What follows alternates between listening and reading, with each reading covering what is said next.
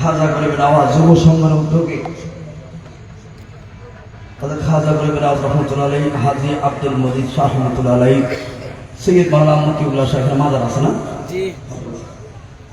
বার্ষিক রোজ মুবারকের সম্মানিত সভারত্ন প্রধান মেহমান হযরত মাওলানা মুহাম্মদ সৈয়দ শওকত হোসেন কাজী সাহেব উদ্বোধক মাওলানা মুখতার আহমেদ সাহেব প্রধান অতিথি হাজী আবুল কালাম সাহেব সভাপতি এস এম ওয়াহাব সাহেব এবং সঞ্চালনা হাফেজ মোহাম্মদ আব্দুল কাদের সাহেব শায়ের বিন্দু ভাইরা আছেন এবং হাজার নওয়াজ যুব সংঘের ভাইরা আজকের আজীবন মাহফিল আল্লাহ পাক আমাদের সবাইকে নাজাতের দলিল হিসেবে কবুল করুক, সকল বলুন আমিন।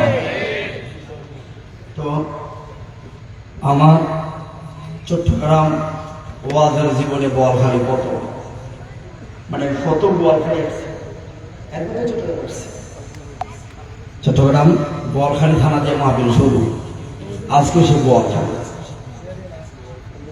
এই জন্য যারা মাহফিল দেন যুবক ভাইরা, এখন যারা মাহফিল দিয়েছেন 30-40টা যুবক আছে না, এখন যদি এখানে দাঁড় করা তোমরা বলো তো কয়জন এসব নামাজ পড়ছো?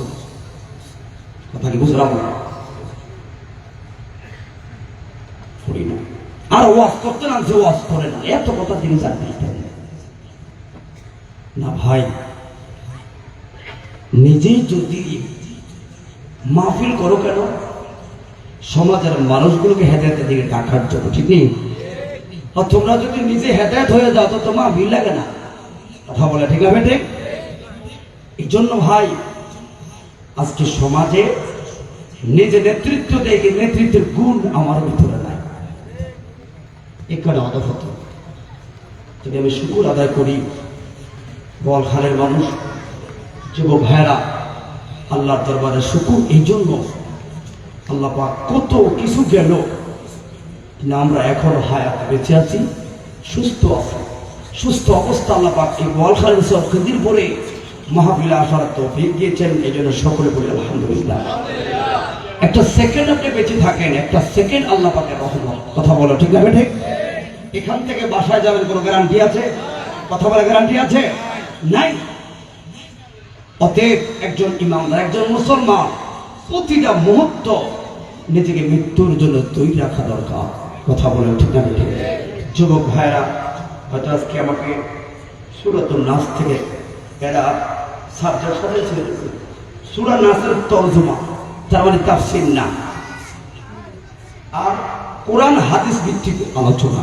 তোর সাবজেক্ট দুইটা, এইসবে 3টা হাদিস সালাহ। তো তরজমা করতে হবে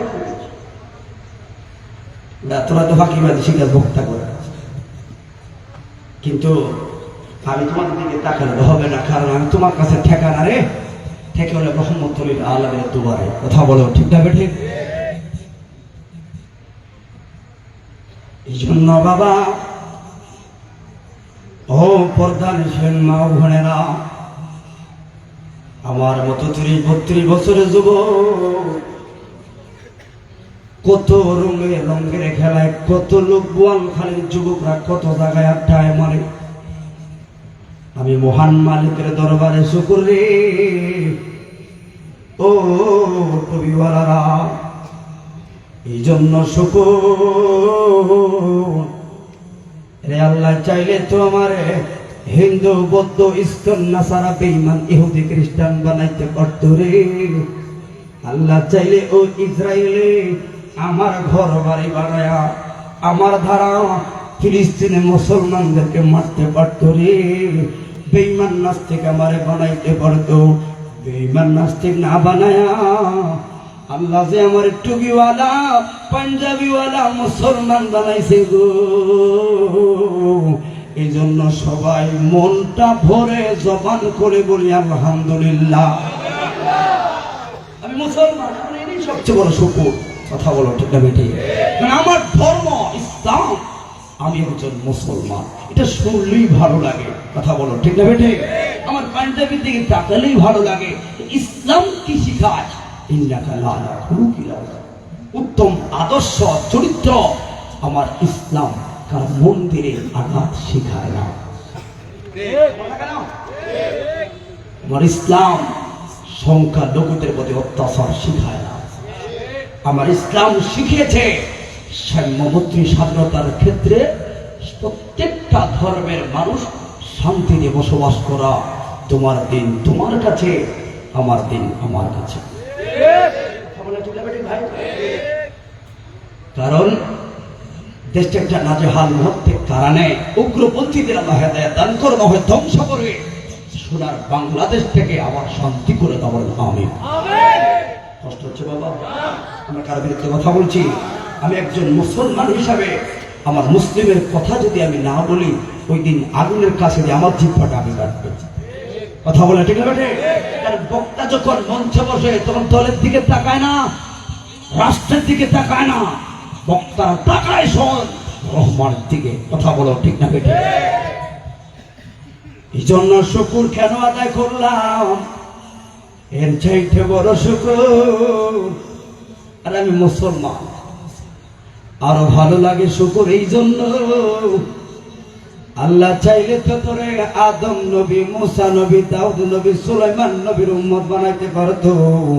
আমার আল্লাহ এমন একজন নবী উম্মত বানাইছে, ওরে আদম রে সফিউল্লাহ কইল রে, মুসা রে কালিমুল্লাহ কইল, ইব্রাহিম রে খলিলুল্লাহ কইল, ঈসা রে রুহুল্লাহ বলল।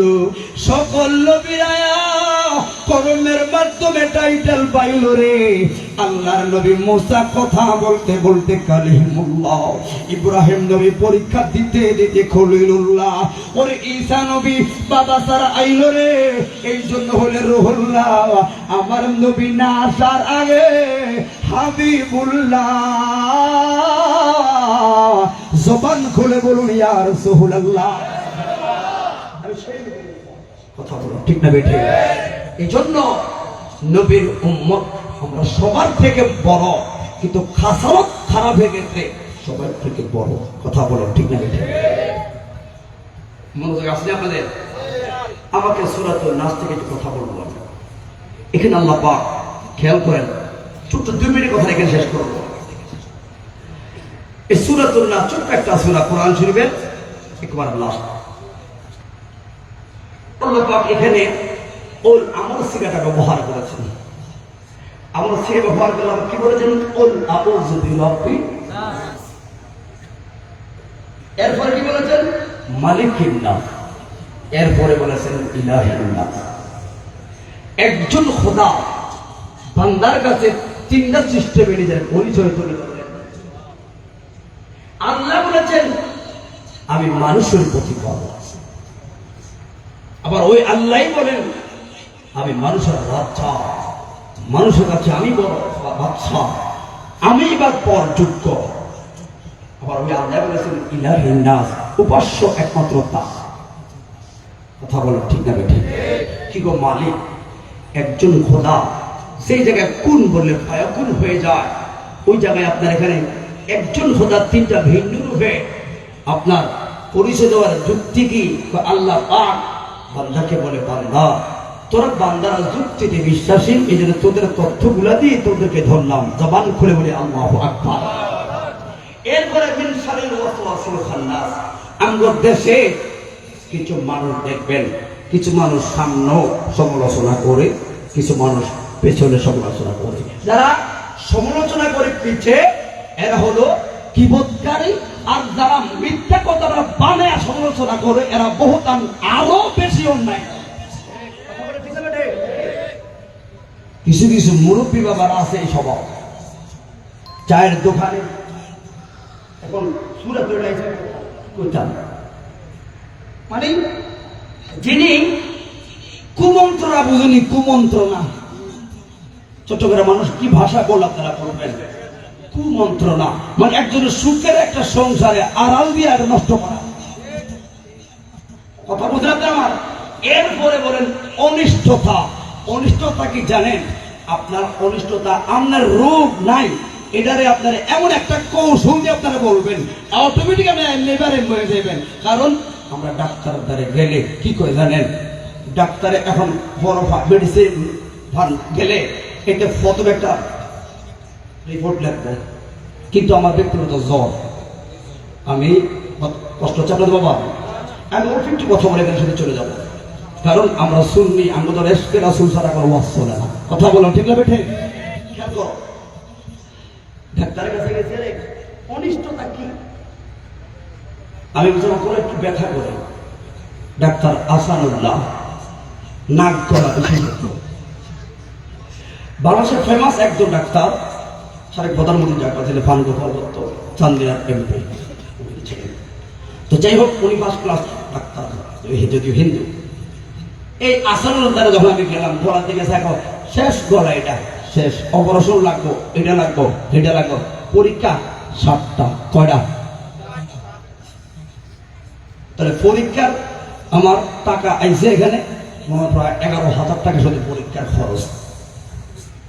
এমন একটা পরীক্ষা কইরা যখন আমি রিপোর্টের কাছে নিয়ে গেলাম, ওষুধ দিয়েছে, কি কি আর অপারেশন লাগতো না, আপাতত তো ওষুধটা খান। কথা কি বুঝলেন আপনারা? অনিষ্টতা কাকে বলে? দেখেন, মানুষকে এখানে মানুষ একটা ভালো মানুষকে সব ব্ল্যাকমেল করে, আবার কিছু কিছু মানুষ অনিষ্টতাকে বুঝায় কি তন্ত্র মন্ত্র। তন্ত্র মন্ত্র বুঝলেন আপনারা? জাদু করে, টোনা করে, কিছু কিছু মহিলারা এগুলাতে বিশ্বাস করে বেশি, তাবিজ লাগায় এত। হ্যাঁ, তাবিজ যদি আমরা বিশ্বাস করি, যদি কোরআন আয়াত গুলো খেয়াল করবেন, কোরআন আয়াত যদি কেউ সঙ্গে দেয় তাহলে এটা জায়েজ। যেমন হযরত আনাস রাদিয়াল্লাহু তাআলা হাদিস আছে, সাহাবায়ে কেরাম এক জিহাদের ময়দান থেকে আসার পথে একজন লোকের বাচ্চা অসুস্থ হলো, এটা তিরমিজির ব্যাখ্যা। এখন একজন সাহাবীর কাছে এসে পানি ভরাছে, উনি দিলেন, বাচ্চাটা ভালো হয়ে গেল। খুশি হয়ে লোকটা একটা বকরি উপহার দিল, সুবহানাল্লাহ। এখন এই বকরিটা, আমি অন্যদিকে চলে যাচ্ছি, এই বকরিটা এখন তো সাহাবীরা মাসালা জানে না, দিলাম তাবিজ, পানি ভরা, বাচ্চা হয়ে গেল, বালা বিনিময় দিল আমাকে হাদিয়া। এখন এটা কি জায়েজ আছে? নি নবীর কাছে প্রশ্ন করল, ইয়া রাসূলুল্লাহ, এই কাজ করলাম, এখন দিলে বকরি, আমার লোক উত্তর দিলে কি জানো নি, খায়ালাই চুক্তি থাকলে আরো উত্তর দিই। কথা কি বুঝলে আমার? তোমরা কি খেয়ে ফেলছো? যদি থেকে থাকে তাহলে আমাকে কিছু অংশ দিও, আমি খাবো। তার মানে কি জায়েজ। কথা বলো ঠিক না বেঠে? কোরআন হাদিসের কথা বলে, কোরআন হাদিসের শব্দ ব্যবহার করে কেউ যদি যার বুক দেয় তাহলে এটা জায়েজ। জায়েজ তো সুন্নতে সাহাবা। কথা বলো ঠিক না বেঠে? একটা শেষ, এই ডাক্তারের পরীক্ষা দিতে দিতে 13,000 টাকা নিল, 1,000 টাকা নিল। আমার তো আর রাতে ঘুম নাই, হাই রে গলা শেষ, অস্তর করতাম না। পরে একজন পিসা বলে যোগাযোগ করা গেলাম, কোথায়? ফানগোপাল দত্তের কাছে, রিপোর্ট ব্যাকটেরিয়া। কথাটা খেয়াল করবো, অনিষ্টতা কাকে বলে। তো তখন উনি আমার সোয়া গলা হাতটা দিয়া একটা গ্যাস্ট্রিকের ওষুধ দিয়েছে, 120, আর এক কথা অ্যালার্জির ওষুধ দিয়েছে, এটা নাম হচ্ছে এলিজ। এটাকে অ্যালার্জির ওষুধ দিয়েছে এলিজ, 30-35 টাকা পাতা, ইংল্যান্ডের একটা ওষুধ, আর দিয়েছে একটা গ্যাস্ট্রিকের ওষুধ। তো বাবা এত বড় যেটা সিরিজ পুরা দিয়ে হয়ার করে বাট্টা বাট্টা বাট্টা। এগুলো সমাজে আছে না? নাই। ডায়াগনস্টিক সেন্টার নাম দিয়া আমি যে বললাম, সভাপতি বাইরে ভাই, আমরা চলে যাচ্ছি, যদি ঘুরেলাম সব দিন। সত্য কথা বলে অসুবিধা আছে? অনিষ্টতা কাকে বলে? মিনশাল ওয়াসওয়াসিল খান্নাস। মানুষ মানুষ হয়ে মেডিকেল দাও, অসংখ্য ডাক্তার, কাল কিয়ামতের ময়দানে কঠিন কাজ করে ফেলতে হবে। অসংখ্য ডাক্তারের জুলুমের কারণে অসংখ্য মায়ের চোখের পানি ঝরে, বাবার চোখের পানি ঝরে। কথা বলো ঠিক না? অথচ এই ডাক্তারগুলো, এই ডাক্তার নামের কসাইগুলো করোনার কালে বিপদে এরা স্ত্রীকে নিয়ে ওই বড় বড় দেশের মধ্যে সফর করলো, চেম্বার বন্ধ। সুবিধাবাদী সেন্ট মার্টিনে ঘুরে মানসিক জায়গা করে করোনা শেষ, এখন আবার ভিন্ন রূপে ফার্মেসি এখন চালু করলো। কথা বলো ঠিক না বেটে? এই জন্য ভাই, হ্যাঁ, রাসূলের পাকের বুখারী বর্ণনা 7 ধরনের লোক আল্লাহর নাম কানিসে রহমতের ছায়া পাবে, যেদিন লা জিল্লুহু ইল্লা ফি জিল্লুহু, আল্লাহর রহমতের ছায়া ছাড়া কোনো ছায়া থাকবে না। ওই দিন সর্বপ্রথম যে লোকটা স্থান পাবে ওই লোকটার নাম হল ইমামুল আদেল, ন্যায় বিচারক। এই ন্যায় বিচারকের ব্যাখ্যায় একজন ডাক্তারের মর্যাদা তুলে আসছে। ও ডাক্তার, আপনার কাছে রোগী আসলো, আপনি মেডিকেলের উন্নতির জন্য, কথা কি কষ্ট হয়? এগুলো হচ্ছে না সমাজে ভাই, এই কাহিনী এগুলো ধরে দেয় আমরা দোষ। কারণ এই ওয়াজ করছে জীবনে বহু, কিন্তু এখন কিছু রোগের চিকিৎসা চলবে, কথা বলো ঠিক না বেঠে?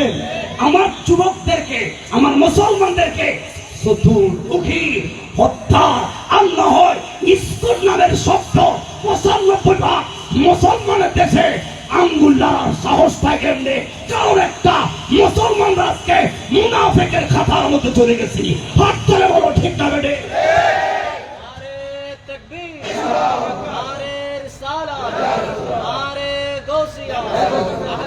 অসংখ্য ভাইরা আসলে সাবধান, এটা বলবো না সেটা বলবো না, বলছে মনে দেখো বক্তাদের কাছে রাজনীতি চলে না, কারণ বক্তারা রাজনীতি আসে না, বক্তারা গোলামের রাসূল বিশ্বাসী, কথা বলো ঠিক না?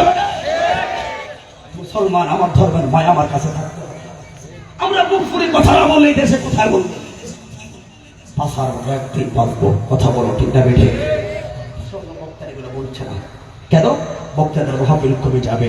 আমরা বললাম তাহির এগুলো বলতে হবে, কারণ যা করছি চলবো, বাচ্চারা খেয়ে যেতে পারবো, অন্তত এগুলো বলে যদি মেরে ফেলে, কিন্তু মনে রেখো অন্তত মুসলমানের পক্ষে দুটা কথা বলতে পেরে। কষ্ট হয়েছে বাবা, খারাপ লাগলে দাবাত দেবেন না, কিন্তু এই মুহূর্তে ফুটি বলতে আসতে পারবো না, কারণ সময়টা বেশি সুবিধার না। নাস্তিক ব্লগার না, এই আমার ঘরের সামনে আসলে বলো ইমান চুরি করলো বলে আলেমরা যদি এই লোকগুলাকে আন্দাজে ছায়ার মতো মদিনাওয়ালা থেকে না রাখতে পারে, আপনাদের আগে আমরা বক্তারা জাহান না। কথা বলো ঠিক বেঠে? কেন বললাম? অসংখ্য দেখলাম ব্রাহ্মণবাড়িয়ার এই অনিষ্টতা কাকে বলেন, শত্রু নিষ্ঠুর কাকে বলে শুনে রাখো। কেমন ইতিহাস রে! আল্লাহ বলে মিনসারি ওয়াসওয়াসিল খান্নাস, কুমন্ত্রণা দাতা, অনিষ্টতা দাতা। কুমন্ত্রণা হলো ভালো একটা সংসারের মধ্যে, ভালো একটা সমাজের মধ্যে বিভ্রান্তমূলক ভাইরাসমূলক কিছু কথা লাগায় সমাজটাকে ধ্বংস করার একটা চক্রান্ত চলায়। এরা হলো কুমন্ত্রণাকারী। আল্লাহ পাক কোরআনে এদের নাম বলল। আল্লাহ বলছেন যেহেতু কোরআনে, তাহলে অবশ্যই তাদের প্রতি নাম। কথা বলুন ঠিক না? ও বন্ধুরে, অনিষ্টতাকারী জানেন এরা হলো পাষাণ, এরা মেডিকেল। তাহলে তুই কোন জায়গায় বলেন, ব্যবসায়িকের ক্ষেত্রে ব্যবসায়িক ভাইরা, তোমার মালটা কিনছো কত, তোমার আলু কিনা কত, বিক্রি করলা কত, টিন্ডা কিনা কত, বিক্রি করলা কত, তোমার চাউল কিনা কত, বিক্রি করলা কত। অসংখ্য গোডাউনের ভাইরা, ভাইরা, আজকের কোরআন থেকে শিখে যাও। আল্লাহ পাককে কোরআন দিয়ে তোমার কি বুঝাইলো রে? অসংখ্য গোডাউনের ভাইরা দাম বাড়বে বলে এটারে আটকায় রাখে রে, এরপরে এটাকে বিক্রি করে। এটা হালাল পণ্যটাকে অত্যাচার করার কারণে জুলুম বাজার খাতায় হাসরের ময়দানে তোমাকে উঠা লাগবে, ঠিক না বেঠে? এই জন্য ভাই ওই ব্রাহ্মণবাড়িয়ার গত বছরের কথাটা বলে যাই। যেমন একজন ডাক্তারের কাছে গেলেন, মা বাবা চালায় অটো, মার খালি কয়েকদিন হলো অসুস্থ। অসুস্থ দেখা মা বাবাই দিল মাত্র 500 টাকা দুই আশুগঞ্জের মা গেলেন ওখানে ব্রাহ্মণবাড়িয়ার মেডিকেলে। কোন রকম রে সুপারিশ কয়া ডাক্তারের কাছে তার ভিজিটের টাকাটা বাঁচাইলো, কিন্তু ডাক্তার তো বুঝে না কেমনে ভিজিটের টাকাটা বাঁচলো। এটা ওই কাউন্টার থেকে এই মহিলার প্রতি সদয় হইল, কিন্তু ডাক্তার তো কইল মাসে 3 লাখ টাকার আয় করে দেওয়া লাগবো, আর না হয় কিন্তু আপনার 1 লাখ টাকার বেতন দিত না। ডাক্তার বিরুদ্ধে এরকম লাগছেন কেন? একটা সাইড যদি কন্ট্রোল হয় রে, কারণ এরা হলো জাতির সবচাইতে বড় শিক্ষিত। কথা বলেন ঠিক না? এই শিক্ষিতরা যদি ঠিক হইয়া যাইত রে, তাহলে এই সোনার বাংলাদেশে কলহ হইত না। ওরে বন্ধুরে, তখন ওই মহিলা যে মাত্র গেল রে, এই মহিলার রিপোর্ট লেখলো আর তার ওষুধের জন্য তার পরীক্ষা লেখলো ৩,৫০০ টাকা। ৩,৫০০ টাকার যখন পরীক্ষা লেখলো, কাউন্টারে এই মহিলায় যায় না, এখানে থেকে এলো, স্যার আমার ৩,০০০ টাকা মতো পরীক্ষাটি কইরা আসেন, রিপোর্টটা লই আসেন, তারপরে কথা বলবো। ওরে আমার মায়ের আর কাউন্টার চায় না রে, ওই মা নিচে যাইয়া একটা ছেলের ২০ টাকা দিয়ে বললো, বাবা রে আমার এই স্লিপটার মধ্যে কয়টা ওষুধের নাম লেখা দে, ওষুধের নাম লেখা দে। কেন মা, তোমার এখানে পরীক্ষা লেখা রইল, আর কিসের পরীক্ষা? এমনি লেখছে, দেশনার না কয়েকটা ওষুধের নাম লেখা দে। ওই ছেলেটা ওষুধের নাম লেখা দিল। এবার মা ওষুধের পাতা লইয়া ওষুধ কিনিয়া ১০০ টাকার ওষুধ কিনিয়া বাড়িতে গেল। রাতে তো পেটের ব্যথা, সকালও পেটের ব্যথা। আমার বাবা কই, কি পরীক্ষা করো নাই গো? পরীক্ষা করলাম, ওই তুলে যে তোমার পেটের ব্যথা, ওইটা কইলে কমে না, সময় লাগবো। আসলে ৩,০০০ টাকা যে ভিজিটের বিল আইছে রে, আমার বাবাই কেমনে দিব? বাবার সামর্থ্য নাই বিদায় মা একটা বাহানা কইরা, আমার কোনো সমস্যা নাই, আসলে মা ক্যান্সার পুরো শরীরটা খায়া লাইলো, কিন্তু বাবার যে আয় নাই, বাবার টাকা বাঁচানোর লাইগা আর কসাই নামের লোকদেরকে টাকা লাইগা অসংখ্য মা মেডিকেলের কোনায় কোনায় চোখের জল ফালাইয়া তাদের প্রেসক্রিপশনটা সিরিয়া কই ফার্মেসি থেকে ছোট্ট একটা স্লিপ লইয়া মায় দেয় বাবের সান্ত্বনা, বাবাই দেয় মায়ের সান্ত্বনা। এমন দৃশ্য সোনার বাংলায় আছে না? না, এটা আল্লাহ পাক কোরআনে বললেন, তোদের জন্য বিশাল গজব। এই জন্য যুবক, এরপরে আল্লাহ পাক আর কথা বললো, কুমন্ত্রণা দেয় অন্তরে, ওই একই কথা। এবার কুমন্ত্রণার ক্ষেত্রে মানুষ হতে পারে, হতে পারে, কারণ জিনদের মধ্যে ভালো আছে, মন্দ আছে। বন্ধুরে বন্ধুরে, আল্লাহ পাক একই খোদা, তিনটা সূত্রে আল্লাহ বললেন, আমি তোমার মালিক, আমি তোমার বাদশা, আমি তোমার উপাস্যরায়। এর বান্দারে মনে রাখলে, মূল কথা হলো এক জায়গায়, আমি আল্লাহ বান্দার প্রতি কত দয়াময়। মনে রাখবি, মানুষের বাড়িতে কাম করলে বেতন দিব, কাম না করলে বেতন দিত না রে। কিন্তু জোহর পড়লি না, আমি দুপুরের খাবার দিলাম, ফজর পড়লি না, সকালে নাস্তা দিলাম। দুনিয়ার মানুষে আসামি ধইরা শাস্তি দিয়া শান্তি পায় রে, আমি আল্লাহ ক্ষমা কইরা শান্তি পাই। ওরে এই জন্য আমি বলছি রে, আল্লাহ তাকনা তুমি রহমাতিল্লাহ, সব দরজা বন্ধ হইলে খোদার দরজা থেকে যাইবা না। এই জন্য যুবক, ও বোয়ালখালীর মা গো, একটাই মাত্র বক্তাদের কথা, সব তোমার ঠিক হবে যদি একটা কাজ তোমার লাগতে পারো। ওই কেমনে লাগতে পারো? কসম করে বলে যাই রে, 2টা মাস শুধু শুরু কইরা দে, আজকে থেকে 2টা মাস যদি তোরা নিয়মিত রে 5 ওয়াক্ত নামাজ পড়বি রে, আল্লাহর কসম রে, এই বোয়ালখালে আর হাহাকার থাকবো না রে। কথা বলুন ঠিক না? একমাত্র নামাজ, একমাত্র নামাজ। ইন্নাস সালাতা তানহা আনিল ফাহশাই ওয়াল মুনকার। একমাত্র নামাজ পারে অসুস্থ সমাজকে সুস্থ বানাতে। কথা বলেন?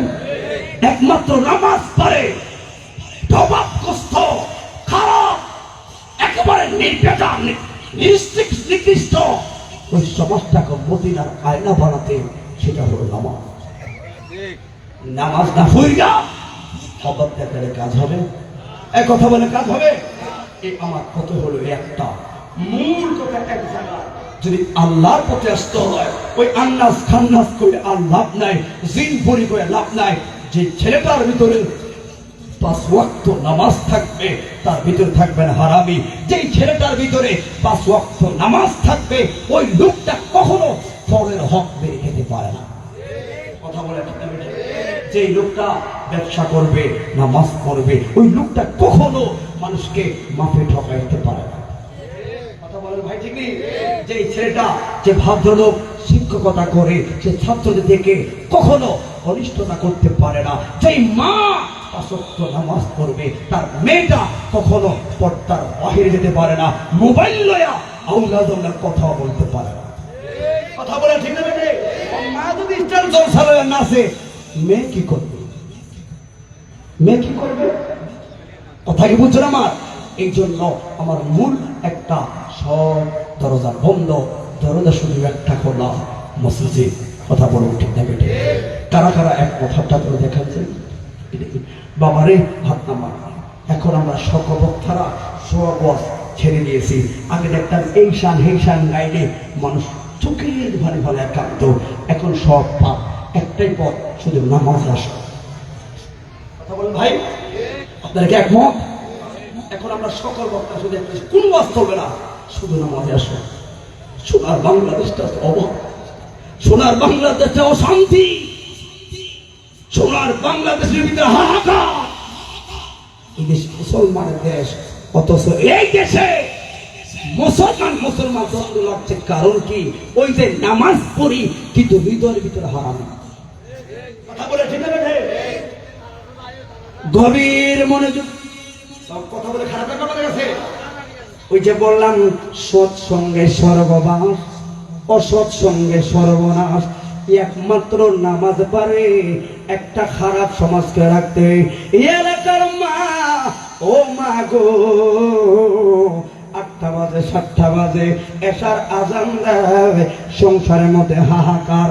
এই জন্য বন্ধু, এই সূরার প্রথম 3টা আয়াত আল্লাহর কুদরতের কথাগুলো একটু যাচাই করে দেখবা। এরপরে যতগুলো হইল এগুলো আপনার আমার খাসালতের কথা তুললো, কিন্তু মূল হিকমত আল্লাহ যে আল্লাহকে ভিন্ন ভাবে 3টা চরিত্রতে আপনার আমার সামনে তুললো। মূল কথা হলো আসলেই বান্দার প্রতি খোদা দয়াময়। আল্লাহ শুধু বললেন আমি তোমার মালিক, আল্লাহ বললেন আমি তোমার প্রতিপালক, আল্লাহ বললেন আমি তোমার মাবুদ। ওরে আমার আল্লাহ, এই জায়গায় কোনো ধমক দেয় না রে, বান্দার প্রতি মায়া কইরা কথাগুলো বলছেন বান্দা। এরপরও কি শব্দ হলো একটাই, ইরজি ইলাল্লাহ, আল্লাহর দিকে ফিরে আসো, মসজিদের দিকে ফিরে আসো। মদিনার নবী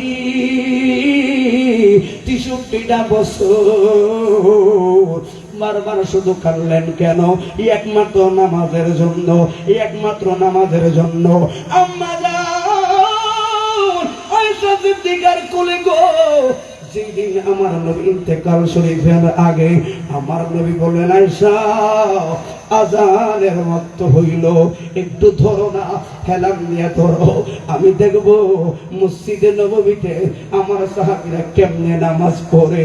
আবু বকর গেছে নামাজে গো, এবার আমার নবী সিদ্দিক দিয়ে উকি মারলো। এরা নামাজ চাইরা পাগল হইয়া হুজুর মুবারকের সামনে আয়েশা কাঁদলো। বন্ধুরে, ওই এর আগে নবী বলল, আয়েশারে বললেন বিবি রে কি সুন্দর নামাজ, একমাত্র নামাজ রে। অহংকার লাগলে ও যুবক, যখন তোমার মনে খারাপ লাগে রে, প্রতিহিংসার বেড়া জাল, এখন তুমি ঝগড়া লাগবা, কেউ তোমার খারাপ কইলো, প্রতিশোধ নেওয়ার জন্য দৌড়াইলি। ও বন্ধুরে, ওই সময় প্রতিশোধের নির্দেশ না যাইয়া ওজুটা কইরা দৌড় দিয়া যাবি মসজিদে, তুমিটা সেজদা দিবি, দেখবি তোর প্রতিশোধের আগুন হলো ঠান্ডা। অবারে বললি ও বাইরে, ও মুরব্বি বাবারা, মসজিদে না যাইয়া অটো রিক্সা লইয়া দৌড়াইলা, কারে খাবাইলা, ছেলেরে খাবাইলা, লাভ নাই। আল্লাহর কোরআন বললো রে, হাসরের ময়দানে এরাই হবে প্রথম সিরিয়ালের বিরোধী, ঠিক না বেঠে? এরাই তোমার প্রথম সিরিয়ালের বিরোধী। এই জন্য অটো রিক্সা ড্রাইভার, ও মিশু, ও সিন্দির ড্রাইভার বাইরে যেই কোনো কর্মস্থলে থাকবেন, দোকানদার ভাই, শুধু একটা কথা বলি, আজ থেকে 1 মাস ধরে তাহমিদের শুধু একটা আওয়াজ ভিডিওতে দেখবা, কোন রাস্তা নাই, নামাজ মুখী আমাদের শ্রোতাদেরকে আনা লাগবো, এছাড়া দেখি আর কোনো কথা বলে লাভ নাই। যে যত কথা বলবি রে, নামাজ ছাড়া সোনার বাংলাদেশে শান্তি করা যাবে না। ওরে এখন প্রত্যেকটা মানুষের চেহারা দিকে তাকাইয়া দেখবেন, এখন হিট দিয়া এই দরবার ওই দরবার কথা কইয়া লাভ নাই। কারণ কি, অসংখ্য দরবার ভাঙছে, ঠিক আছে, দুঃখ আছে মনে, ঘৃণা করি, কিন্তু ওই দরবারের টাকা খাইয়া অসংখ্য ওই দরবারের বাড়ি লোক হলো কোটিপতি। এখন ভাঙতে আইলো 5 জন, বাড়িতে আছে 50 জন, এরা কোথায়? কথা বলা কেন? আত্মসমালোচনা করতে হবে। এত বড় দরবার এরা গরু চুরি করতেছে, কারণ তোরা কইছিস কথা বলে আমি আন্দোলন করবো পরে, তোরা গ্রামের মানুষ কইছিস তো তোরাই তো মুনাফিকি শিখে। কথা বলে ঠিক বাবা? এই দরবারে গরু নিল, ছাগল নিল, আমি তাদের বিরুদ্ধে কথা বলার আগে আগে আমার ঘর ঠিক করতে হবে। তোরা কইছিস কথা কি এক কথা আমার? তোরা দরবারের নম্বর খাইছো, আমি এত বলছি, কাঁদতে এত বলছি, আমার সামনে কাঁদতে এখানে কথা বললে জীবনে এক পুরো রক্ত থাকতে তাদের বিরুদ্ধে আমার দাঁড়ানো লাগবে। ওই দরবার ওই গ্রামে এত বড় বিশাল গ্রাম, এরা 50 জন এসে লুট করলো, তোমরা 2000 গ্রামবাসী কোথায় ছিল? কিসের নামাজ করতেন না? আমাদের মধ্যে মুনাফিককে দূর করতে হবে। আমরা ঠিক হই, আমরা ঠিক হলে সব ঠিক। কারণ এই গ্রামে 2000 লোক ঢুকলো, সাহস পাবে না গ্রামের 200 জন লোক যদি ঐক্য থাকে। কথা বলে ঠিক হবে? ঠিক। 2 কোটি মানুষ কিছু করতে পারবে না 2000 লোক যদি ঐক্য থাকে।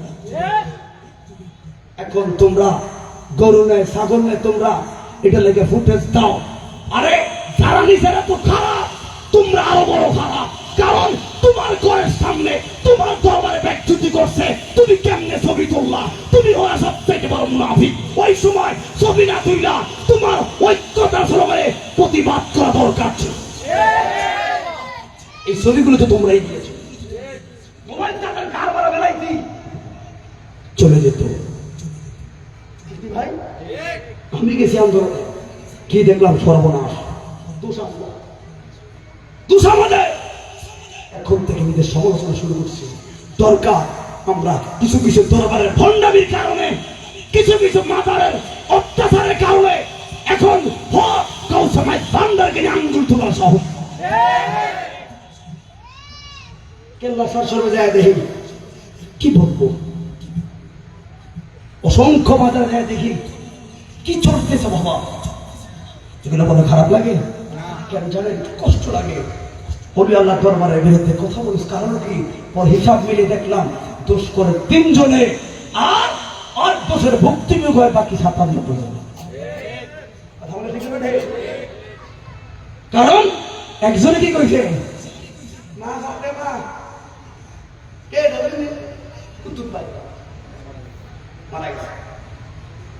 এই যে এগুলো করেন কেন?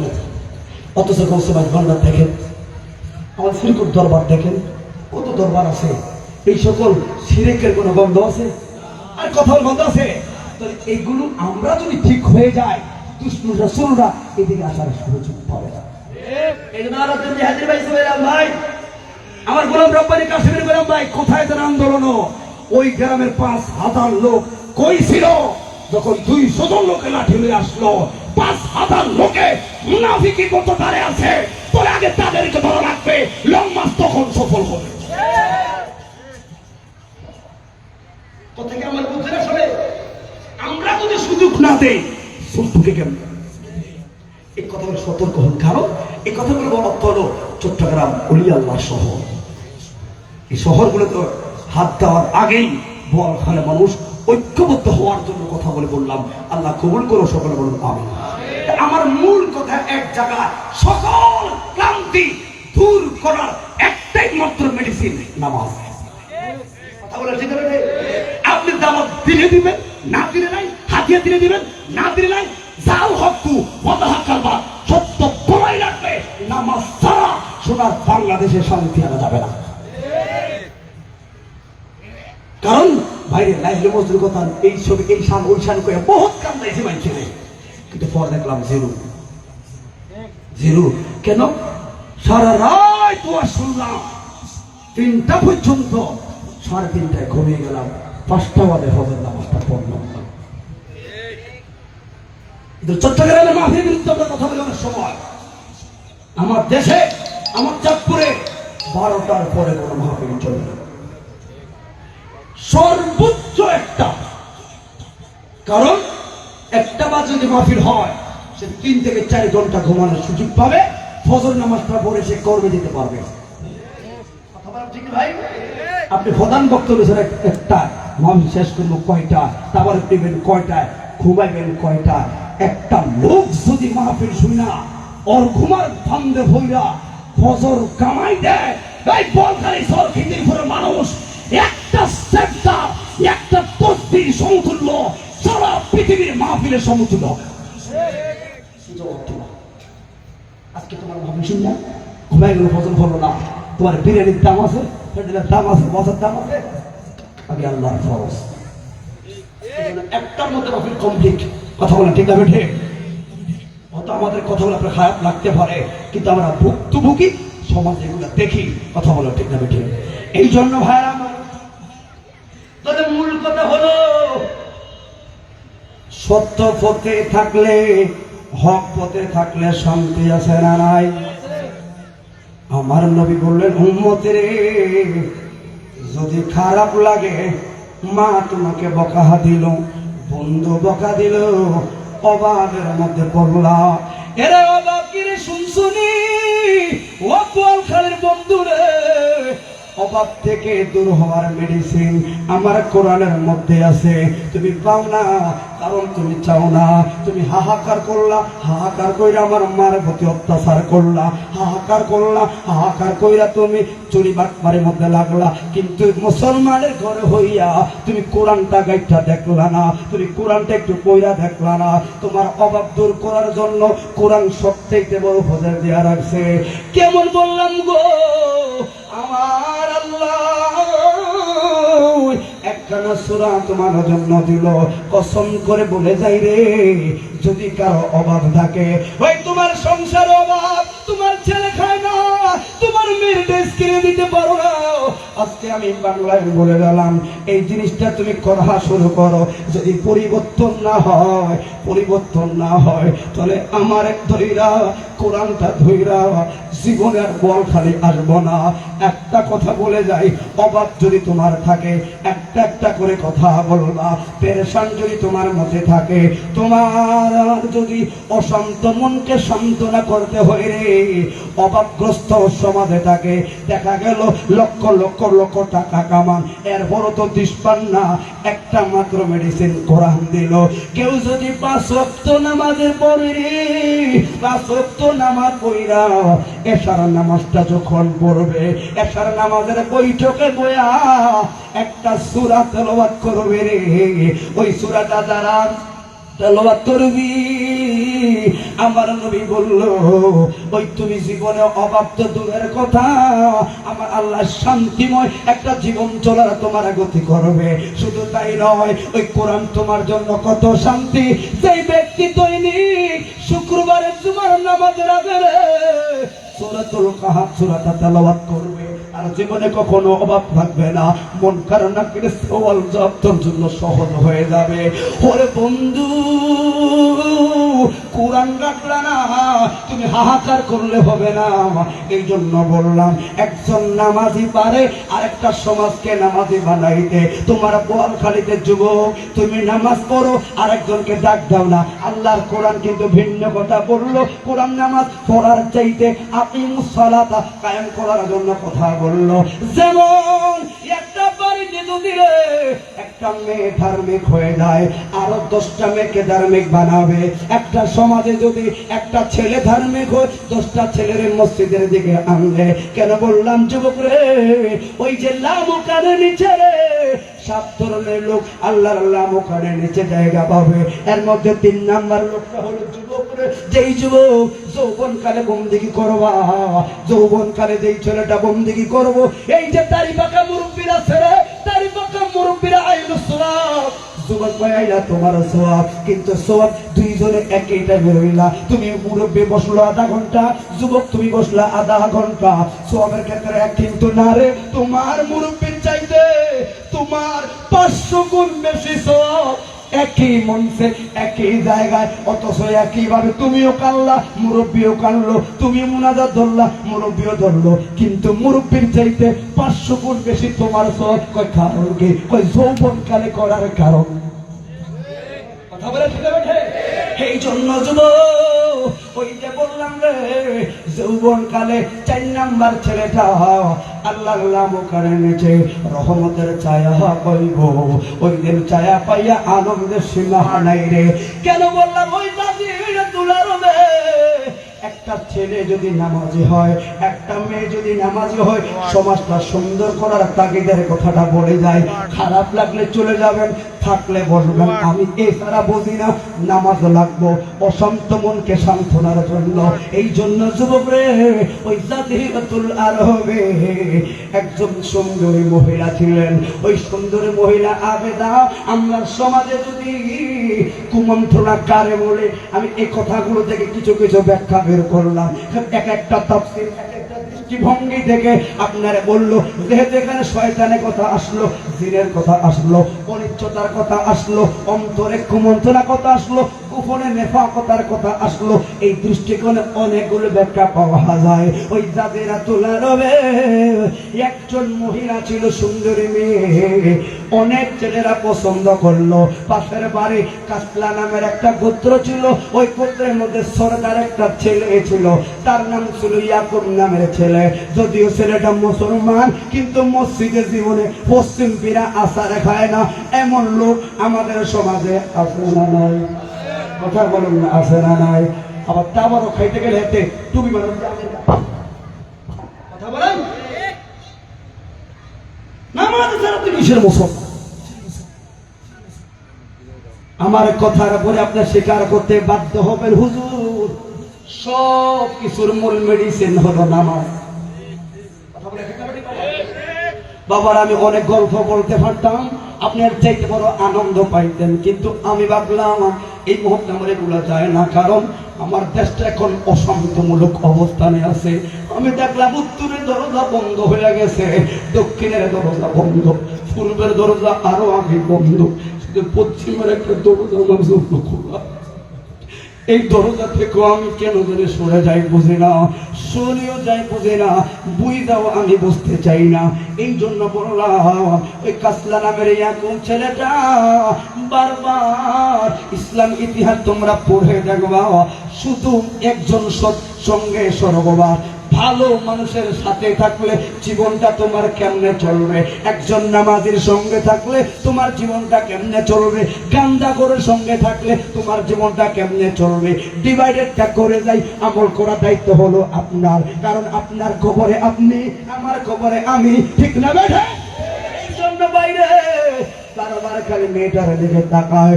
এবার মেয়েটা যখন একটু আগায়া বললো, যুবক রে 1-1.5 বছর লক্ষ্য করলাম তুমি আমার দিকে ফলো করো। এখন মেয়ে যখন কত একটু আগায়া দিছে, ছেলের বলতে এখন সুবিধা। তোমার দীর্ঘদিন লক্ষ্য করলাম, খেয়াল করবেন এখানে কুমন্ত্রণা, অনিচ্ছতা, খারাপ থেকে কেমনে ইসলাম আমার সংশোধনের রাস্তা দেখায়। হাইরে বন্ধু, এই মহিলা বললেন, যুবক, ও যুবক রে, তোমার অন্তরের মধ্যে কি?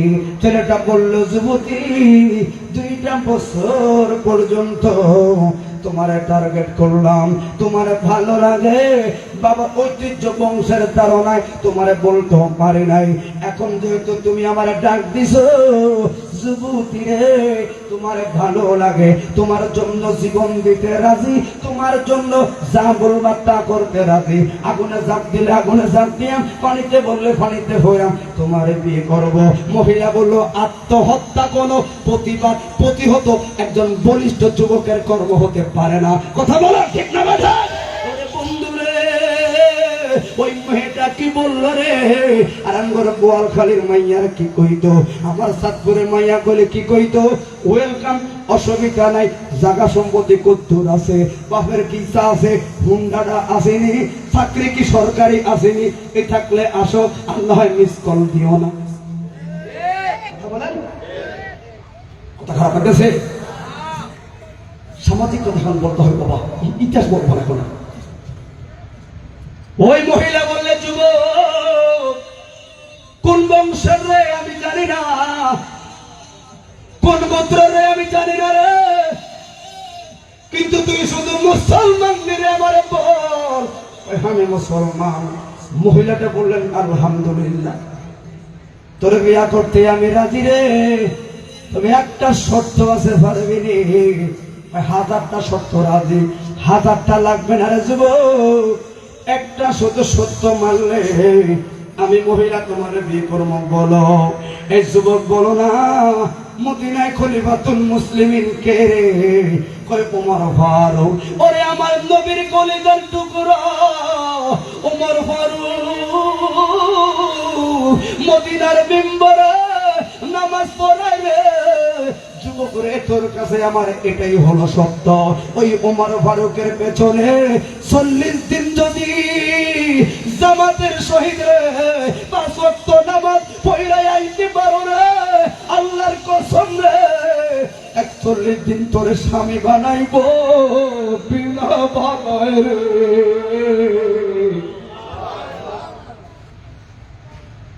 সমাজটা কেমনে চালায়, আমার জীবন কেমনে চলে, খেয়াল করেন। এই যুবক তো জীবনে মসজিদে যায় না। আমি আয়াতগুলো ব্যাখ্যা আলাদা ভিন্ন ভঙ্গিতে করলাম, কারণ এগুলো যদি তাফসীরে মাযহারি দিয়ে কিবা তাফসীর রুহুল বায়ান দিয়ে করতে আরো কঠিন হয়ে যাবে। কিন্তু এই কথাগুলো একটু সহজ ভাষায় আনলাম কেন, ইবনে কাসিরের থেকে একটু সহজ ভাষা দিয়ে কথাগুলা বুঝাই। কষ্ট হবে আপনাদের? ও বন্ধুরে, কেন বললাম, যদি ওমর ফারুকের পেছনে নামাজ পড়বা জামাতের সহিত 5 ওয়াক্ত কয়দিন 40 দিন পর্যন্ত নামাজ পড়তে পারো জামাতে, তোমার 41 দিন পরে আমি বিয়ে করব, রাজি? তোমার সঙ্গে কথা দিলাম। যুবকে বলল, রাজি রাজি গো। এখন মহিলা বললেন, যুবক রে, প্রত্যেক দিন এশার নামাজের পরে আমার আব্বার মেহমান খানাতে আইবা, তোমার সঙ্গে দেখা করব, এ তো আরো আমি রাজি। ওরে বন্ধু রে, ওই সমাজের তোমার স্বামীর হয়ে দাও মার্কেটে গো, তোমার মেয়েদেরকে লয়ে যাও মার্কেটে, নিজেও মার্কেটে যাও, মেয়েগুলো লইয়া যাও, নিজেও নামাজের দিকে যাও না, মেয়েদেরকে বলো না স্বামী তো শুয়ে রইছে, কও না ও মা অবাক যাইব কেমনে গো, হাহাকার যাইব কেমনে গো, তোমরা মায়েরা পারো সুন্দর সুখী সংসারটারে আরো সুখী বানাইতে। অসংখ্য সংসারের দ্বন্দ্ব একমাত্র মা বোনদের মুখের কারণে। এই লাইফের আপনারা আয়াতের ব্যাখ্যা আমি বললাম ভাই, এটা এমন একটা সূরা, এই সূরা কিন্তু আপনাদেরকে বইটা যায়াম কেন অনিষ্টতা, এই যে কুফরে যারা নিন্দা করে এগুলা সবচেয়ে বেশি মহিলারা করে। অসংখ্য মহিলা জাহান্নামের আগুনে জ্বলবে একটা মাত্র কারণ, কিরা কসম কাড়ে, কথার কথা এরা নালত দেয়, কথার কথা এরা গজব দেয়। কথা বলে ঠিক আছে? আবার শুধু তাই নয়, ওই অসংখ্য মহিলারা জাহান্নামে যাওয়ার আরো কাজ আছে। এরা স্বামীর কণ্ঠের উপরে কথা বলে, স্বামীর তুই তুই তুই তো কারে করে কথা বলে, স্বামীরকে মূল্যায়ন করতে চায় না। ও মা গো, এই যে কুমন্ত্রণাদাতার অনিষ্টতার মধ্যে তোমরা প্রথম সিরিয়ালে গো, কারণ মহিলারা হলো সবচাইতে বড় ফিতনাবাজ মহিলা। কারণ একজন মহিলা নিজের সংসার তো সুখী না, আবার আরেকজন অশান্ত বানায়। আবার কিছু কিছু মহিলা নিজের মেয়ের জামাইয়ের প্রশংসা করে, আপন ছেলের কয় বাপ্পা।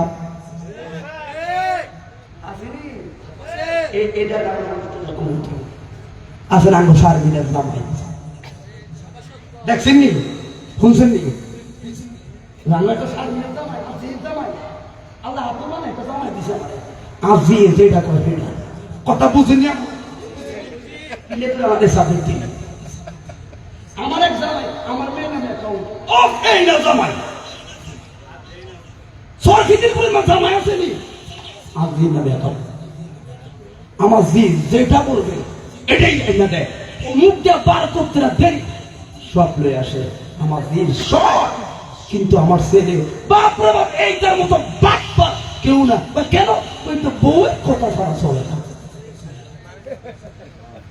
কথা বুঝতে না? আমার মেয়ের জামাই প্রশংসা করে, আমার মেয়ে আঙ্গুল ঘুরে আমার জামাই করে। এই না জামাই বাপ ছেলে কি কর বদমাইশ ছেলে কিরমা ছেলে ফেটে রইলাম ভাবি। আমার ছেলে বউয়ের কথাই চলে। আরে আমার ছেলে কেন অশান্তি? একজন মহিলা দুই ঘরের অধিনায়ক। কেন কি খারাপ লাগতেছে বলে গেছে? এগুলো বাস্তবিক বাবা। আজকে এই কথাগুলি খেলে আসছে কারণ শুধু মানুষ জিন শয়তানটা মানুষ শয়তান আরো বড় খারাপ। রমজান মাসে শয়তান বান্দারা হয় তোলে দুষ্টমিটি করে কে, নাশকতা করে কে, বেরোজগার থাকে কে, তোলে মানুষ শয়তান আরো বড় ডেঞ্জার। কথা বলা ঠিক লাগে? কারণ জিন শয়তান তো বান্দার হয়, এটা তো বান্দার হম যায় না। এই জন্য বাবা রে শুধু গোপনে আত্মগোপনে সমালোচনাকারী, কুমন্ত্রকারী, অনিষ্টতাকারী। এরপরে আমার আল্লাহ বলল মিনাল জিন্নাতি ওয়ান নাস, এই শয়তান কোন জিন এবং মানুষ উভয় জাতির মধ্যে আছে। বন্ধুরে বন্ধুরে যে ছেলে জীবনে নামাজে যায় নাই, তাহলে আমি কার সঙ্গে চলবো? ও যুবক, কার সঙ্গে তুমি চলবা? শুধু মাহফিল দিলে হবে না। ফজর নামাজ যদি না পড়ো চুল পয়সার কোনো দাম নাই। এই জন্য কথাটা বলে যাই, ও মা কার সঙ্গে চলবা গো মা? আলেমরা ওই পথগুলো দেখা যায়, চলার দায়িত্ব তোমার মা। যুবক রে কলেজে যাইবা, প্রত্যেকটা কলেজ ইউনিভার্সিটিতে মসজিদ আছে। যুবক প্রত্যেকটা ক্লাসের পাকে পাকে যখন ঝড় আদান দেয়, তুমি যদি ওই সময় ক্লাস চলে, তুমি মাস্টারকে বলবা স্যার 1:30 বাজে জামাতের সহিত। আল্লাহর কসম যদি মানুষের বাচ্চা হয় তোমার বাধা দিত না। যা হিন্দু বৌদ্ধ খ্রিস্টান হইল কইব ছেলেটা মুসলিম ধর্মের প্রতি তার মায়া, যা তুই মসজিদে যা। এটাই হলো মুসলমানের সৌন্দর্য।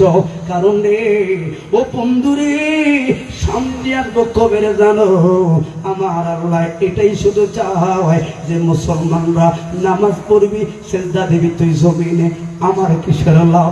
নামাজ পড়বা তুমি জান্নাত পাইবা তুমি, আমার কিসের লাভ? নামাজ পড়বা তুমি, তুমি আনন্দে থাকবা জান্নাতে তুমি, আমার কিসের লাভ? কারণ আমার তো জান্নাতও নাই জাহান্নামও নাই। তোরে আমি কেন এই আইনগুলো করলাম? কারণ হলো একটা, ভালো লাগে যখন আমার বান্দারা ওযু বানায়া আমি আল্লাহর ঘরে দিকে আসে রে। এই আশা তাই প্রেমটা শুধু আমি আল্লাহর কাছে ভালো লাগে। সেজদা তো তুই দিবি, বিনিময় তুই পারিশ্রমিক পাইবি জান্নাতে। আমি আল্লাহর কি, আমি আল্লাহ শুধু চাই রে ওই যে আমার দিকে মায়া কইরা ওই ঠান্ডা বলায়া কম্বল ধরে বলয় শীতে তোর দিল মসজিদে গেলে রে। আমি আল্লাহ শুধু ওই প্রেমটা চাই, নামাজটা তুমি পড়বা, এটা তো বিনিময় তুমি জান্নাতে পাইবা। আমি আল্লাহ শুধু আমার দিকে আশা, এটাই আমার ভালো লাগে। ওই মেয়ে বললেন যুবক রে ওই তোমার এশার নামাজের পরে দেখা করবা যে এই ছেলে জীবন নামাজে যায় না, ওই ছেলে এখন সকাল বেলায় মসজিদের জামাতে আট কাতারে হাজির। হাইরে ইমাম সাহেব তো অবাক হয়ে রাস্তা ফিরুল্লাহ পরে আমারে মারতে হইলো না কি করতে হইলো বুঝলাম না। এই ছেলে নামাজটা কইরা গো এবার নামাজ পড়বো, কিন্তু অজু তো লাগবো। তোরে একদিন নামাজটা পড়লো এশার সময়, যেই মাত্র দেখা করতে যাই ওরে বাবা, এই মেয়েটা বললেন যুবক তোর নামাজটা বড় সুন্দর রে, ওই নামাজের সঙ্গে যদি তোমার ওযুটা আরো সুন্দর হইতো রে, কতই না সুন্দর দেখা যাইতো। ওই যুবকে বুঝা লাইছি অজুই তো করতে জানি না, কোন রকম পানি দিয়ে মাইরা মইরা আসলাম, কারণ কি মুসলমান হইলাম নামে, জীবনে তো অজু করলাম না। এই মহিলা ইঙ্গিত দিল, তোমার ওই আদববান মহিলারা, ভদ্র মহিলারা স্বামীর ভুল হলে কেমনে ধরে, ভদ্র মানুষগুলো সম্মানিত ব্যক্তিদের ভুলগুলো কেমনে ধরে। যাব তোমার নামাজটা সুন্দর, অজুটা যদি সুন্দর হইতো আরো আরো না কত সুন্দর দেখা যাইতো। এই যুবক দৌড়াইও ইমাম সাহেবের কাছে গেল গো, একটা নয়া কায়দা লয়া বইসা গেল। ইমাম সাহেব বলে, যাব ছোটকালে তো মসজিদে আইলা না, এখন তুমি কায়দা লয়া মসজিদে। হুজুর সময় নাই গো, ওজুর নিয়ত গুলো শিখাইয়া দাও, আমার ওজুর বরজ গুলো শিখাইয়া দাও। ইমাম সাহেব বলে, যুবক রে, ওরে যুবক রে, তুই কি কইলি রে? ইমাম সাহেব বলে, কসম রে, আজকে আমি ইমামের এত শান্তি লাগে রে, আয় রে আয়। ইমাম সাহেব ধৈরা ধৈরা আনন্দে প্র্যাকটিক্যাল রে এমন পড়ায়া নিয়তগুলো শিখাইলো, ওজুটা সুন্দরভাবে শিখাইয়া দিল। আল্লাহর কসম রে, অন্তত ফরজিয়ত আদায়ের জন্য তুমি প্রস্তুত, এবার তোমার ওজুর সমস্যায় নাই, যাও। এবার দ্বিতীয় দিন গেল, এবার নামাজের মধ্যে আবার গেল, এশার নামাজ পড়লো, এশার নামাজটা পড়িলা ওই যুবতীর বাড়িতে আবার যেই মাত্র গেল, মহিলা বললে, যুবক, ও যুবক রে, তোমার নামাজটা সুন্দর, তোমার ওযুটাও সুন্দর, কিন্তু তোমার রুকু সিজদাগুলো যদি আরো সুন্দর হইতো, আরো কত সুন্দর না দেখলে যাইতো। আল্লাহু আকবার। তোমার না ওযু সুন্দর, তোমার নামাজ সুন্দর রে, তোমার যদি রুকু সিজদাগুলো আরো সুন্দর হইতো, কতই না সুন্দর দেখা যাইতো। বন্ধুরে, ওই যুবকে বলে, যুবতী রে, একটা দিন সময় দে রে। এই ছেলে তো শিক্ষিত মানুষ, বাচ্চাদেরকে না ধৈরা ধৈরা পড়ানো লাগে, শিক্ষিত লোক একটু ধৈরা দিলে তারা বুঝতে পারে। আবার গেলেন, হুজুর কই গো, সময় নাই গো, আজকের মধ্যে বাড়িতে যাইতাম না।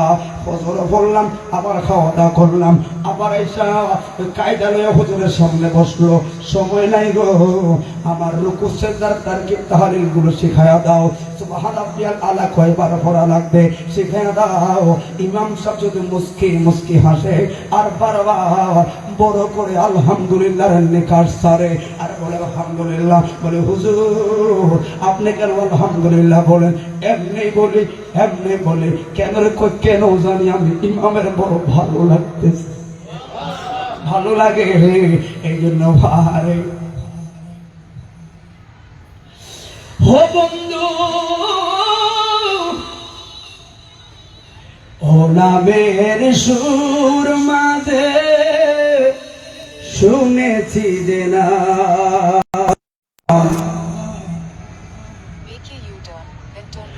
আজানের সুর মাঝে শুনেছি ও নাম।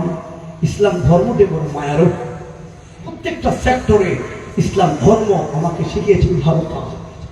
কোরআনের সুর মাঝে শুনেছি যে না, আজানের সুর মাঝে শুনেছি ও নাম, ও নাম শুনেছি আমি আমার হে রাসূল নবীজি তোমায়, হে রাসূল নবীজি তোমায়। ও নামে এত জাদু, এত মধুময়, ও নামের সুরগুলো সুরভি চড়ায়। আল্লাহু আকবার। ও নামের নসুর তুলে শুধু আমি চাই, হে রাসূল নবীজি তোমায়। ইসলাম হলো শান্তির ধর্ম, ঠিক না বেটা?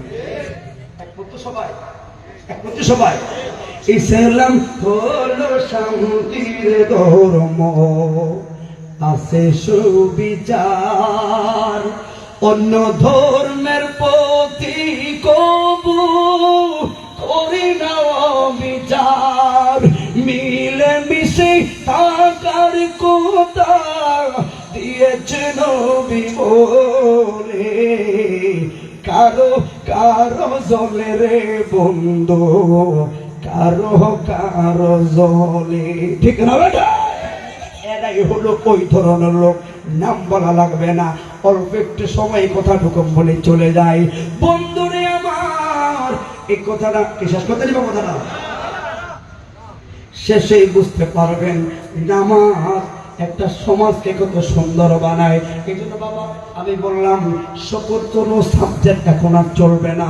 দেশটাতে অশান্তি, মুসলমানে অশান্তি, এক কলহ দ্বন্দ্ব, একমাত্র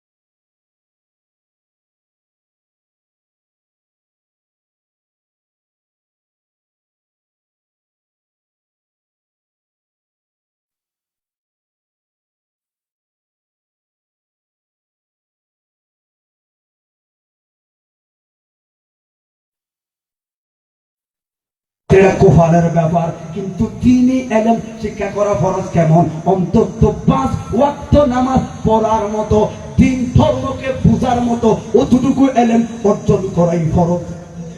কথা বলা ঠিক আছে?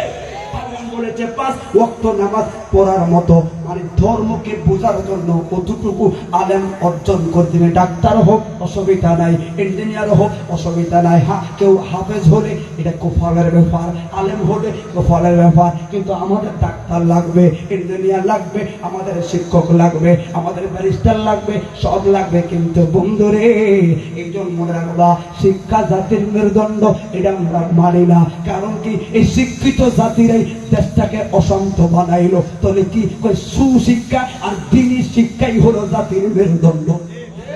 কথা বলা ঠিক না? এই শিক্ষিত জাতির স্লোগান এখন আমরা আর দেই নাই, কারণ শিক্ষিত জাতিরে আমার দেশটা বিক্রি করে দিয়েছে। শিক্ষিত দেশটাই আমরা এখন মুসলমান গুনা জাহাল বানাইছে, বিশ্বের মধ্যে বোমা বানাইয়া আর ফিলিস্তিনির 45,000 মুসলমানদেরকে আজকের পত্রিকায় 45,000 নিরহ মুসলমান শিক্ষিত ইহুদির জাতিরা ফিলিস্তিনির বুকটা ঝরঝরা করলো, বুলেট বানায়া বোমা বানায়া। বলে ওই জন্য বললাম তোদের শিক্ষার মেরুদণ্ড মানি না। অসংখ্য শিক্ষিত জাতি, অসংখ্য ডাক্তার ইঞ্জিনিয়ার গো, শিক্ষা আছে বড় ফ্ল্যাটে থাকে, মারে রাখে বৃদ্ধাশ্রমে, আছে না নাই? বেশি দূরে নয়, আপনাদের চট্টগ্রামের ইতিহাস। মা বাবারে বৃদ্ধাশ্রমে ফাটায়া মৃত্যু সার্টিফিকেট লইয়া সম্পদ বন্টন করে চট্টগ্রাম। আনোয়ার সাহেব লোকটার ভদ্রলোক, ঠিক না? ঠিক না? তাহলে এটা কোন ধরনের শিক্ষা? ওরে বন্ধুরে বন্ধুরে, আমি কয়েকটা পয়েন্টে কথা বলে গেলাম, যে কোনো একটা কথা ধরবা।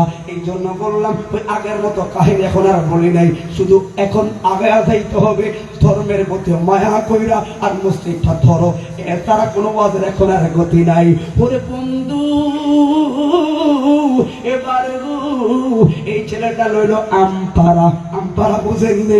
আমরা যেটাকে সূরার কিতাব বলি, ছোট কিতাব লইয়া হুজুরের রাস্তায় গেল ধরে, রান্না গেল ধরে, ঘরে গেল ধরে।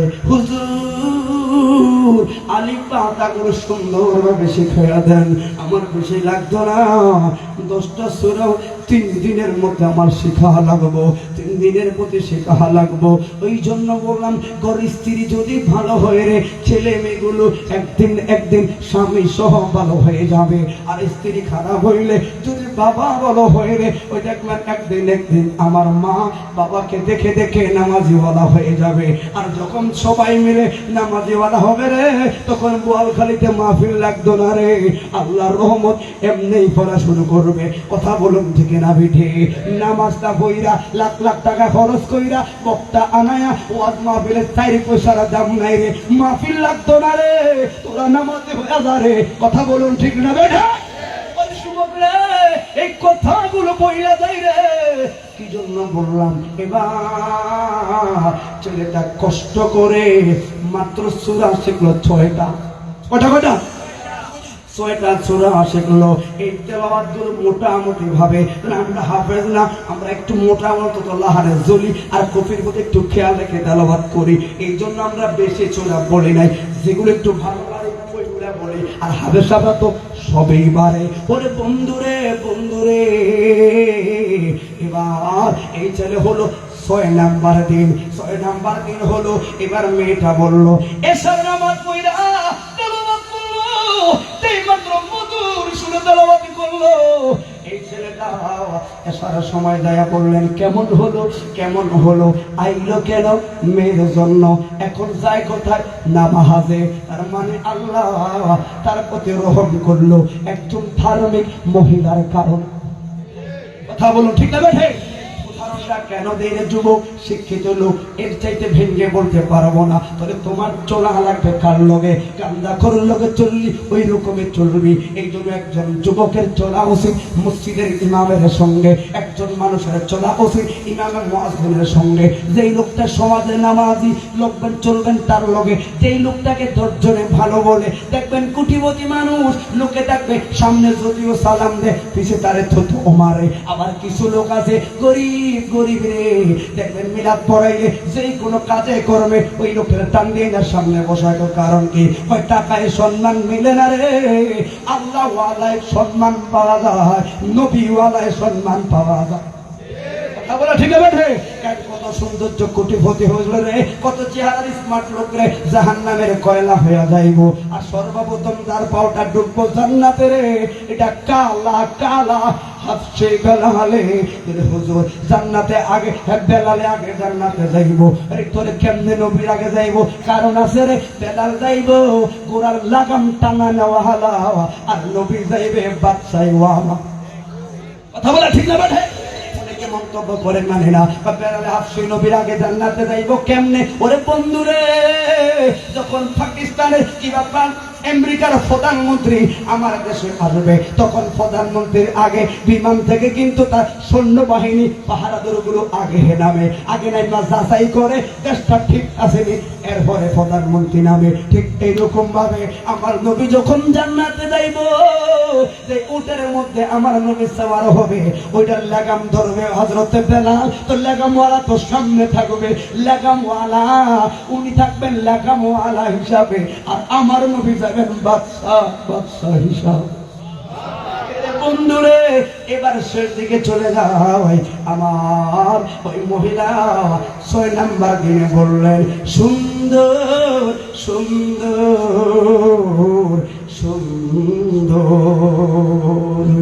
ভুবনে আমার সুন্দর রহমানের প্রেম এত মায়া,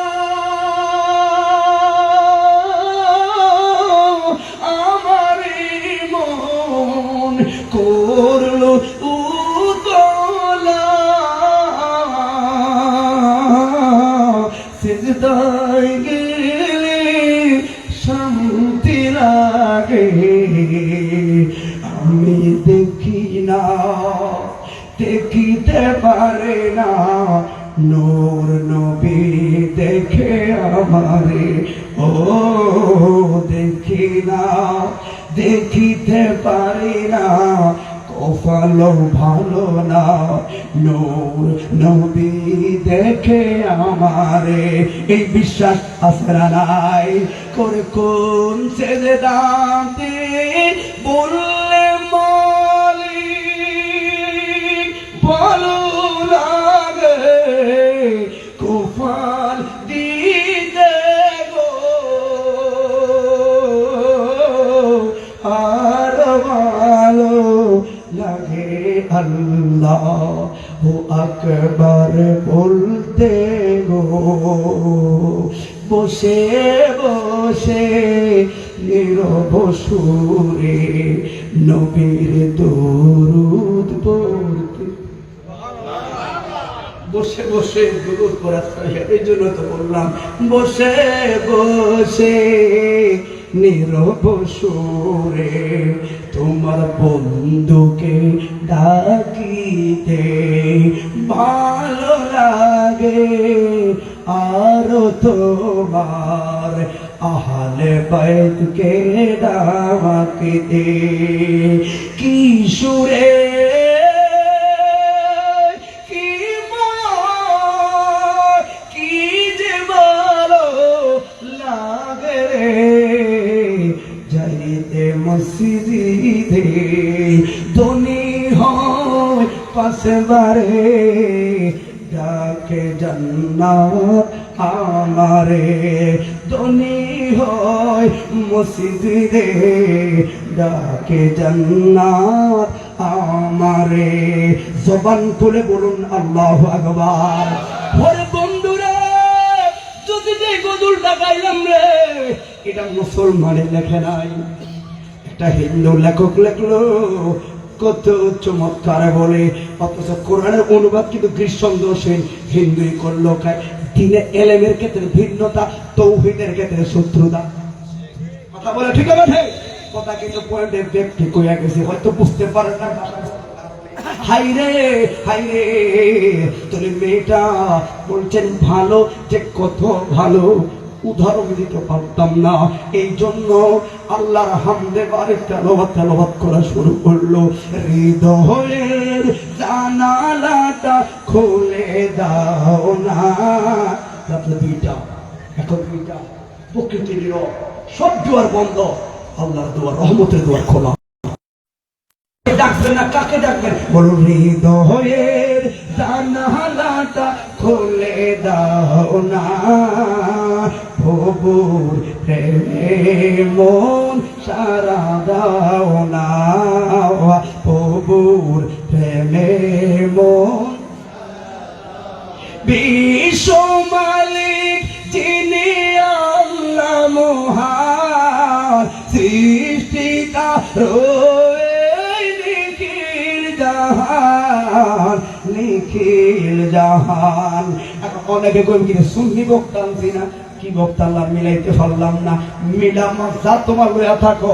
এখন সুন্নি বলো, আকীদা লইয়া টাইম নাই রে, মসজিদে মুসল্লি ঢুকে এখন বড় কথা। কথা বলো ঠিক না বেঠি? তুমি আমারে আইনো না ও বন্ধু রে, কিন্তু আমি তোমার কাছে জবাব দিতাম না রে। আল্লাহর কাঠগড়া দাঁড়াতে লাগবে, কারণ আমি এমন তো আছে এখান থেকে 200 মাইল দূরে আমার বাড়ি রে, এখান যাওয়ার আগে তো আমার মৃত্যুর সংঘাতটা হতে পারে। কার ধোকা দিলাম রে? কেউ যদি ধোকা দেয়, আসলে প্রকৃতি পক্ষে কাউকে ধোকা না, সে নিজেই ধোকা বলা হয়। এই জন্য বন্ধু নিজের অন্তর খাড়ায় বললাম, কে কি বলবি বলে না, মসজিদ ছাড়া কোনো গতি নাই। এই জন্য বললাম 6 দিন এই মেয়েটা বললাম সুন্দর, যে কত সুন্দর, সব ভালো লাগে, ভালো লাগে। আর উদাহরণ নাই, 7ম নাম্বার দিন আইলো, এবার এই ছেলের খবর না। কথা ছিল কয়দিন, কয়দিন তো আপনারা উত্তর দিয়েছেন। আঙুলটার সময় চলে ধুয়ে রাখলো, বক্তা কথা কই আয়া ফিটলো।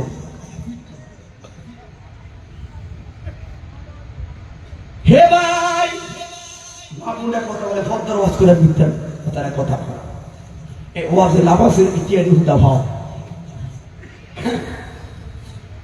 মহিলাদের কণ্ঠ স্বামীর কণ্ঠের উপরে মহিলাদের কণ্ঠ উঠাই হারাম দায়ুস। কোন মহিলা যদি স্বামীর কণ্ঠের উপরে একটু শব্দ করে, ওই মহিলা হলো দায়ুস। আর দায়ুসুল্লাহ ইয়াদখুলাল জান্নাত, দায়ুস কখনো জান্নাতে যেতে পারবে না। মসজিদের হুজুর সারা সত্য দায়ুসের পাশে রান্না খেতে পারে না। তো জামাই হুল্লোড় দিয়ে অবস্থা, আর আমরা দে হুলি কথা বলে ঠিক আছে। এই জন্য লাভ নাই, কইরা লাভ কি? এই জন্য এখন আয়েশা শুধু নিজের সমালোচনা করি। হেরে বন্ধুরে, এবার 7 নম্বর দিন আইলো, ফজর হইল, এই ছেলের খবর নাই। হায়রে, এই ছেলে গেল কই? মহিলাটা ভাবলো হয়তো অসুখ বিমার হইতে পারে। জোহর গেল, খবর নাই। আসর গেল, খবর নাই। মাগরিব গেল, খবর নাই রে। এশার নামাজ হইল, খবর নাই। এবার পরের দিনে ফজরের নামাজ পড়া গো, পর্দা কইরা ইমামকে মৃদু সুরে জিজ্ঞাসা করলেন, হুজুর ওই যে বান্দিয়া ওমর ফারুকের পেছনে একজন যুবক নামাজ পড়তো কোথায়? ইমাম শব্দ বলেন, আমিও অবাক রে মা, এই ছেলেটার নামাজটা ভালো লাগলো। 6টা দিন হলো এই ছেলেটা নামাজ পড়লো, এখন তো এই ছেলেটা আজকে আসে না, আমি তো বড় হতভম্ব হয়ে গেলাম। আল্লাহু আকবার। এবার রে বন্ধু, তাহলে 1 দিন গেল, 2 দিন গেল, 3 নাম্বার দিন এই মেয়েটা আস্তে আস্তে করে খুঁজতে খুঁজতে এই ছেলের বাড়ি পর্যন্ত গেল। যাইয়া দেখলো কান্নার বীর, তোর রহস্য তো আরো বাড়লো। হায়রে, এ বললেন মা, আপনাদের বাড়ি একটা ছেলে আছে গো। বললো কিভাবে? আত্মীয়তা কোনো হয় নাই। তাহলে একটা মনের ভাষা বললো, আমার সাথে ওনার একটা লেনদেন আছে। মা, মানে প্রত্যেক দিন এশার নামাজের সময় ওই লেনদেনটা আদায়ের জন্য আমার বাবার মহলের মধ্যে যায়। আজকে 3 দিন তো যায় না, কি অসুখ বেমার হইলা নেই? ওই ছেলের মা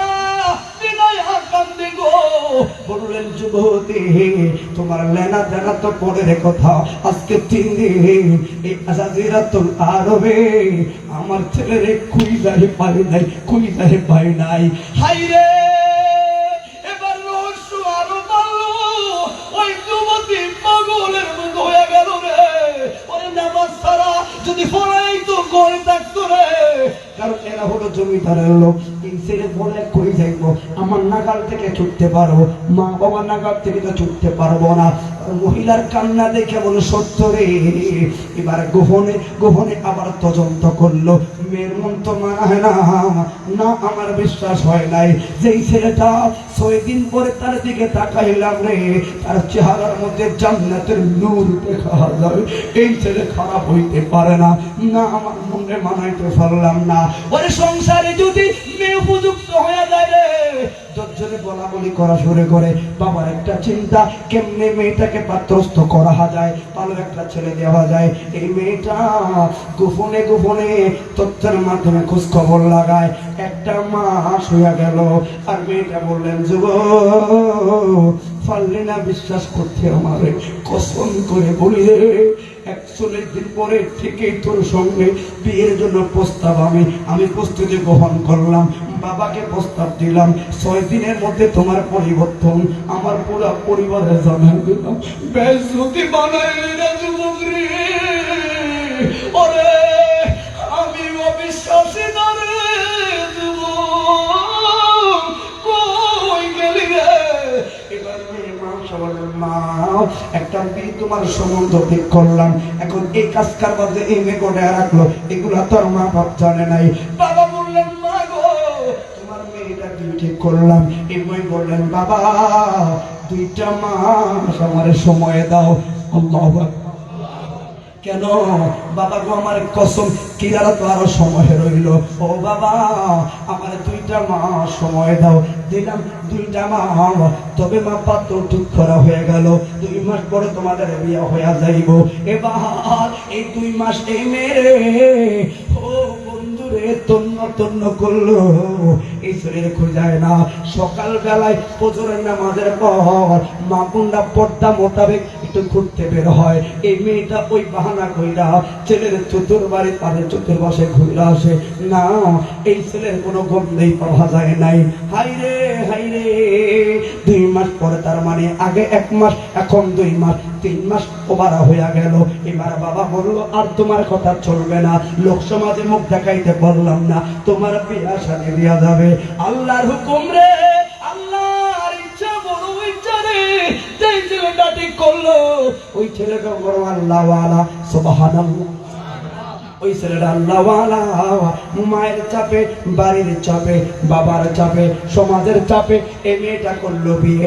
এই ছেলেটাকে যেই মাত্র বাসর ঘরে গেল রে, মেয়েটার স্বামীর কাছে জোর অনুরোধ করে বললেন, স্বামী রে, আমি একজনের কাছে ওয়াদা দিছি রে, ওরে ওয়াদা পরে খেলা হয়ে যদি রে আমি অবাগিনী কবরে যাই রে, আমার নবীর দরবারে আমি আটকে যাই রে, স্বামী রে, আমার ওয়াদা এমন রে। একটা ছেলেকে আমি বললাম 40টা দিন পর্যন্ত যদি ওমর ফারুকের পেছনে জামাতে নামাজ পড়তে পারো গো, 41 দিন পরে তোমার স্বামী বানায়াম। এখন যে ওই ছেলের খবর নাই, এখন ওই ছেলে যদি আত্মগোপনে যেমনি হোক ওই 40 দিন পূরণ কইরা আমার কাছে যদি দাবি করে, আমি কি জবাব দিলাম? এখন আমি তোমার সহধর্মণি।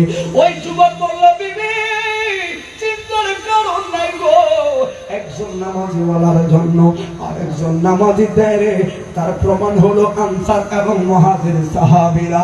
ওরে আমার নবী সঙ্গে যারা মক্কা থেকে গেল রে, এদের ঘর নাই, বাড়ি নাই, এদের কিছু নাই রে, এরা হলো মুহাজির আনসার ভাইরা, মদিনার সাহাবীরা।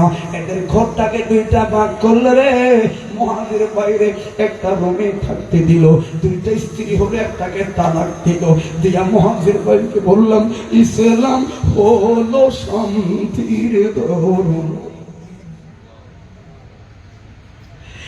এক ছেলে বাপ থাকলে একবার প্রত্যেক মুহাজির বাইরে জন্য লয়া যাইতো, এত শান্ত ইসলাম। ওই মুসলমান গুলো জায়গায় জায়গায় অত্যাচার, ওই টুপিওয়ালাদেরকে অত্যাচার কোনো প্রমাণ করে সহ্য হয় না, কারণ সব জায়গায় ভরপুর। কিন্তু যেই জায়গাটা ভরপুর করার দরকার ছিল ওই জায়গাটা খালি। কথা বলুন দেখি না বেঠে, ওই জায়গাটা ভরপুর করে কসম করে বলে যায়, মুসলমানদের সঙ্গে পারা তো দূরের কথা, লড়তে আসার চেষ্টা কোন বেঈমানরা করব না, কারণ নামাজের শক্তি ইমানের শক্তির চাইতে আর কোন শক্তি হতে পারে না। কথা বলো ঠিক না বেঠে? শেষ করে দেই আমার ভাইরা। এবার এই স্বামী বললেন, বিবি রে কসম করে বললাম, ওই ছেলে যদি রে, যেহেতু এখন তুমি আমার স্ত্রী, মুসলমানের একটা ইজ্জত পালনের সময় 3 মাস 13 দিন, 4 মাস 13 দিন, 3 মাস 13 দিন কথা দিলাম রে, ওই ছেলে যদি আমার আয়াতার ফরজিয়াত আদায় কইরা 40 দিন যদি পরিপূর্ণ কইরা দিনদার হয়ে তোমার সামনে আসে গো, যেই মাত্র আইবো সঙ্গে সঙ্গে তোমার তালাক দিয়া রে, ইজ্জত পালন করায়া রে, 3 মাস 13 দিন পরে নিজে থাইকা ওই ছেলের কাছে বিয়ে দিয়ে দিলাম। কসম দিলাম রে, কসম দিলাম, সংসার চললো, সংসার চললো। আমার কথা কি, সৎ সঙ্গে স্বর্গবাস, অসৎ সঙ্গে সর্বনাশ। তবে নামাজের পক্ষে চললে কেমন লাভ ও বন্ধুরে, একটা অসুস্থ বোয়ালখালীকে সুস্থ আনো, নামাজে পারবে, মসজিদে পারবে, মসজিদগুলো খালি আর তোমার ঘর ভরপুর করে লাভ নাই। এই জন্য বলি রে, আসল জায়গায় তেল মানো, ওই জায়গায় কাজে লাগবে। রহমানের দোয়ার দাও। হাই রে, 2 বছর পরে ওই মহিলা তাদের সন্তানাদি হয় না, একদিন স্বামীর কাছে বললেন, এবার আসো। ওই যে বললাম, আসে কে মা সুখের প্রেমের এমনি নিশাহানা, এতদিকে যাইতে পারতাম না গো, মূল কথাটা বইলা যায়। এবার বললেন, স্বামী রে কি যেন একটা স্বপ্ন দেখলাম, আমি বলতে পারবো না, তবে আমার মনটা চায় নূরের নবীর দরবারে একটা বার যাই, মদিনা যায়া একটু সাহাবীরা নামাজ পড়ে, ওই যেই নামাজের জন্য রে আমার নবী উহুদের ময়দানে তোমার পালাইছে রে এই নামাজের জন্য। তাইফের ময়দানে ছোট ছোট বাচ্চারা বৃষ্টির মতো পাথর মাইরা লাইছে রে। দিনের নবীর রওজাখানা দেখবো, নবীকে সালাম দিব, আর ওমর ফারুক নামাজ পড়ে রে। এরা সূরা ফাতিহা পড়লে তাকায়া দেখতে বড় ভালো লাগে গো। ও সাবিরে চলুন একবার মদিনায় যাই, ভালো লাগবে, আমার কাছে ভালো লাগবে। আমার একটু মদিনা দেখা লাগবে, একটু নবীর রওজা আমার দেখা লাগবে। কি যেন একটা স্বপ্ন দেখলাম। হ্যাঁ বিবি চলো না, তুমি তো ভালো কথাই বললা। তুমি তো আর নিউ মার্কেট যাইতে খাও নাই, কক্সবাজার সমুদ্র সৈকতে যাইতে বললাম নাই, ওই যে খাগড়াছড়ি সাজেকে যাইতে খাও নাই। তুমি কইছো কোথায়? মসজিদে যাইতে, আমার ওস্তাদ দরবারে যাইতে কইছো, বাইবান্ধা দরবারে যাইতে কইছো। মোস্ট ওয়েলকাম, এগুলো ভালো জায়গা। আর নামাজটা কইরা এরপরে নফল কইরা ওলি আল্লাহর দরবারে দোয়া করলে ওলি আল্লাহর উসিলায় আমার আল্লাহ আমার ভাঙ্গা কুফর জোড়া লাগাইতে পারবে। কোরআন হাদিসের অসংখ্য প্রমাণ। কথা বলুন ঠিক না রে ঠিক? তবে নামাজ না কইরা হাত তুললে লাভ নাই রে, লাভ নাই রে। আগে ফরজিয়ত আদায় করা। কথা বলুন ঠিক না? ও ভাই, এই জন্য বলি রে, আমরা সুন্নি ঠিক আছে, কিন্তু সুন্নি নূর আমাদের থেকে চলে গেছে। কারণ কি? ওই নূর হলো 5 ওয়াক্ত নামাজ। কথা বলে ঠিক না বেঠে? একটু যাচাই করবেন বাড়িতে গিয়া যে সুন্নি বক্তার মধ্যে আজকে ফোলা কি কইয়া গেল, আত্মসমালোচনামূলক নিজের হইয়া নিজেকে কি বলে গেল। সংশোধন হোক। বাতিলরা আমাদেরকে তেল মারবে তো দূরে কথা, চেহারায় দেখবেন নামাজের নূর, নামাজের নূর। ওরে বন্ধুরে, একজন নামাজি দেখবেন কালো হইল, তার চেহারা একটা সৌন্দর্য দেখা যায়। কথা বলুন ঠিক না বেঠে? এই জন্য যুবক ও দাড়িপাকা মুরব্বি বাবারা, এবারে গেল ওনারা জোহরের নামাজ পড়লো, ওই জায়গায় জোহর পড়া আসর পর্যন্ত ওই মহিলা শুধু তাকায়া রইল। সাহাবীরা আসে যায় আর শুধু সালাম দেয়, যারা যে ইবাদত বন্দেগী কইরা চলে যায়। এবার স্বামী বলল, বিবি কই গো, আসর দেখুন গোনা গেল, চলো না বাড়িতে যাইবো। আসরটা পড়লে একটু যাই। আসর নামাজটা পড়লো, সালামটা ফিরাইলো। ওরে সালামটা ফিরাইলা রে, মহিলারা মহিলাদের সিস্টেমে নামাজটা পড়া সেই মাত্র নবী রওজার দিকে তাকাইছে রে। দেখো একজন যুবক, কত সুন্দর দাড়ি দেখা যায় রে, কত সুন্দর পাগড়ি দেখা যায়, জুব্বা দেখা যায়। ঠিক নবীর কদম মোবারকের সামনে বয়া, কদম মোবারকের কাছে বয়া কি যেন গুন গুন করে কান্দে। চোখের পানি ভরা যায়। আমি কবে যাব রোজার কিনারে? রোজার কথাটা আসলে যেন আফসোস চলে আসে। আমি কবে যাব রোজার কিনারে? রোজার কাছে গিয়ে আমি দেখি ও নয়ন,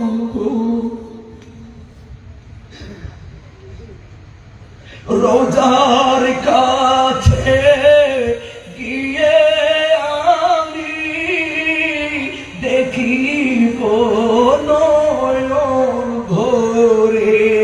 আমি কবে যাব রোজার কিনারে? আল্লাহ আল্লাহ আল্লাহ আমায় তৌফিক দাও যাইতে নবীর বাড়ি। আল্লাহ আল্লাহ আল্লাহ আমায় তৌফিক দাও যাইতে নবীর বাড়ি। কত দুঃখ জমা রইল বলবো চুপি চুপি, কাদের দিদারে উম্মতের মায়ায় রে নুরু না লানো।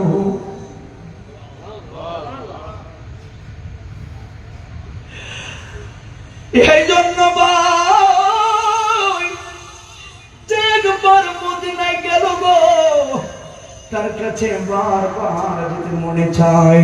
শেষ দিকে চলে আসলাম, মেয়েটা ছেলেটাকে দেখে চোখের মধ্যে কি যেন একটা ছাড়ার মতো দেখতে পেল।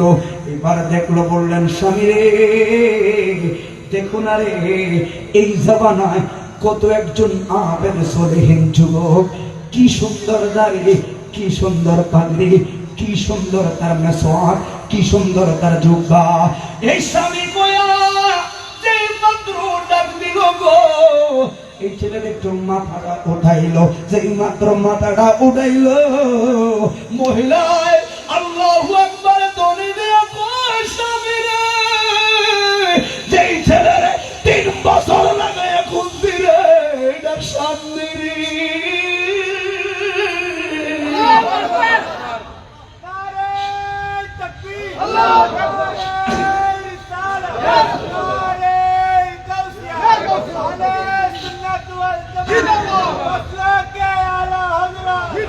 এবার স্বামীর ডাক দিল, কই রে স্বামী, ছেলেটা এবার মেয়েটাকে দেখে একটু লুকায় আড়ালে যায়। কিরে, যেই ছেলে মেয়ের জন্য পাগল, মেয়ের বিয়ে করবে বলে তো নামাজে আসলো। নামাজ কিরে যুবক, নামাজ কিরে, শুধু এই কথাটা বলে যায়। ঈমানের সাথে মসজিদে গেলে শুধু এই কথাটা বলে যায়। হয়তো তোমাদের কে বিষয় আমি জানি না, আমি শুধু একটাই কথা বলি, একমাত্র নামাজ পারে রে আমার এই সুন্দর বাংলাকে আরো সুন্দর বানাতে। বন্ধুরে বন্ধুরে, এবার ছেলে খালি আস্তে আস্তে করে লুকায়, আস্তে করে লুকায়। মহিলা বললেন, যুবক 3 বছর কই ছিলি রে, তন্ন তন্ন করলাম রে, কার চোখের ধোলা। ছেলে দেখেও না দেখার ভান করে বলেন, ভদ্র মহিলা হয়তো আপনার কোথায় ভুল হচ্ছে। ভদ্র মহিলা নবীর কদমের সামনে আওয়াজ দিয়ে কথা বলবেন না, কারণ ছেলেটা কোরআন তেলাওয়াত করে বলেন, ইয়া আইয়ুহাল্লাযিনা আমানু লা তারফাউ আসওয়াতুকুম ফাওকা সাওতুন নবী। যে ছেলে কোরআন 6টা সূরা পড়ে না রে, এই ছেলে 21 পারার আয়াত তেলাওয়াত করে রে, মায়া রে, নামাজের মায়া কত বড় রে, বল খালি যুবক।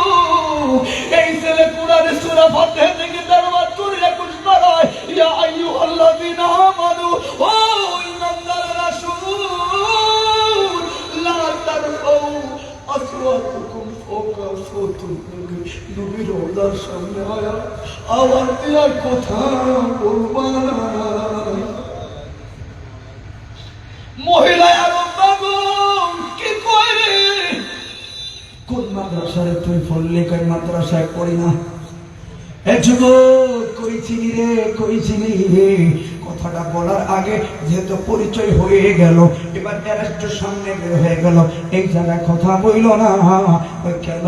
এই জায়গায় জাহানের বাদশা ঘুমায়, আমার নূর নবীর সামনে চুল পরিমাণ গোস্তাকি হয়ে গেলে আল্লাহ 21 পারা কয়, ইন্নাল্লাযীনা ইউযুনাল্লাহা ওয়া রাসূলাহু লাআনাহুমুল্লাহু ফিদ দুনিয়া ওয়াল আখিরাহ ওয়া আযাবাহুম আযাবান মুহিনা। আল্লাহ কয়, সব জায়গায় সত্যি আমরা হাবিবুল্লাহর জায়গা, আমি আল্লাহ এক চুল পরিমাণ সত্যি তোমরা নামাজ পড়লি না, রোজা রাখলি না, গুনাহগার হইলি, কবিরা গুনাহ করলি রে, কিন্তু নালতের ঘরে কই নাই। শুধু এক জায়গায় নালতের ঘরে কইলাম, হাবিবুল্লাহর জায়গায়। এই জায়গায় নালত তোর জন্য হাবিবুল্লাহর সঙ্গে যদি গোস্তাকি হয়ে যায়, এই জন্য আমরা গুনাহগার, কিন্তু আমরা বেয়াদব না। এটার পরিচয় হলো সুন্নি। কথা বলুন ঠিক হবে? বন্ধুরে, কথা যতই শেষ দিকে যায় তত কথা বেড়ে যায়। হাই রে, এবার মহিলা বললেন, যুবক কইছিলা রে, কোথাও তো তোমারে খুঁজা পেলাম না, মেহরবানি করে বলবানে। আর ছেলে বলে, যুবতী তোমারে আমি দীর্ঘদিন ডিস্টার্ব করলাম, ক্ষমা করো, ক্ষমা করো, তোমার স্বামীকে নিয়ে তুমি ভালো থাকো। কিরে কি করি, তুমি না আমার পেছনে গুল্লা 2টা বছর, অতীতের কথা বইল না, আমার নামাজের সময় দেয়, অতীতের কথা বইল না, আমার একটা তসবিহ পড়া এখনো বাকি। কি করে রে এই ছেলে কি বলে, ও যুবক বিয়া করবি না, অসুবিধা নাই রে, আমার মনে যে অশান্ত হয়ে রইল রে, একটু জানতে মনে চাই রে, কেমনে রে এই পরিবর্তন আইলো রে। তুমি তো ভাবলাম তো এইবার থর হয়ে গেল, ফল হয়ে গেল। এবার ছেলে বললেন ওরে নামাজ আসসালাতু মিরাজুল মুমিনিন,